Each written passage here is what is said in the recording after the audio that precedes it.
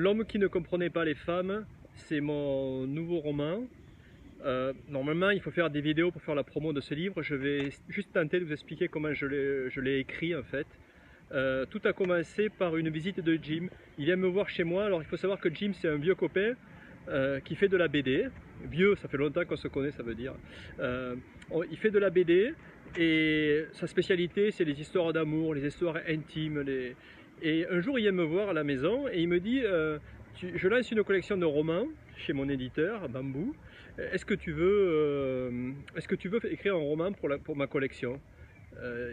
Et la contrainte, sa contrainte, son cahier des charges, c'est il faut que ce soit une histoire d'amour, une histoire intime. Alors j'y ai répondu tout de suite, mais non, je peux pas faire ça, j'ai jamais fait ça, c'est pas mon truc. Et bon, le temps est passé, puis c'est lui qui est revenu à la charge, il m'a dit mais regarde ton journal, t'écris un journal, tu publies un journal sur ton blog, et c'est un truc intime ton journal.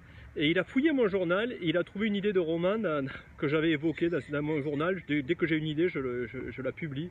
Et il me dit ça serait bien d'essayer de creuser. Et l'histoire, c'était l'homme qui ne comprenait pas les femmes.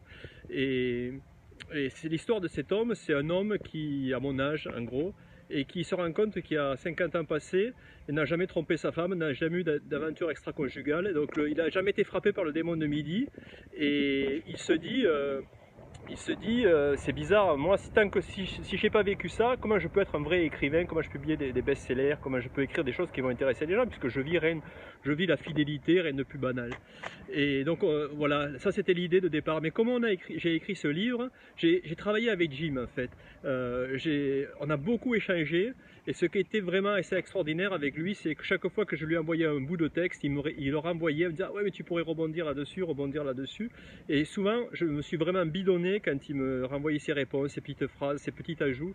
Et l'expérience d'écriture de ce texte a été vraiment jubilatoire pour moi. Donc je ne sais pas si les lecteurs vont sentir que je me suis amusé, mais en tout cas le travail avec Jim a été super amusant. Donc voilà pour l'homme qui ne comprenait pas les femmes.